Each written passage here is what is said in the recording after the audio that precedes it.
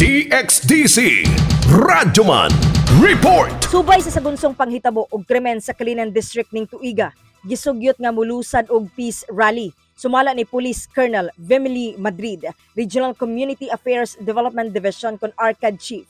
Abli ang Police Regional Office 11 nga mo-intervene ug manguna para sa nasangpit nga aktibidad ug para magayahan spiritually ang Kalinan Police Station. Imbitahan sa ARCAD ang mga religious sectors ug spiritual leaders para sa peace rally. Plano bisig spiritual intervention. As Chief of the Community Affairs, as one of our outreach programs, we will be inviting all church. Samtang matod ni Police Major Catherine De La Rey, Police Regional Office 11 spokesperson, padayong gipaningkamutan sa kapulisan nga mamahimong hapsay ang tagsa-tagsa nila ka mga area of responsibility. Nanawagan kini sa publiko nga tabangan ug ampo dili lamang ang Kalinan apan ang entero Davao Region nga walay mahitabong kakulian ug pirmi nga magmalinawon.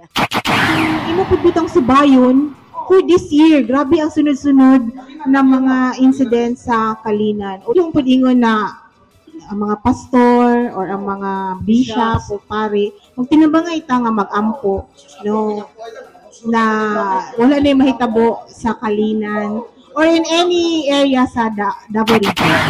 Kasama mo sa balita ug serbisyo publiko, reaching millions nationwide and worldwide for 70 years.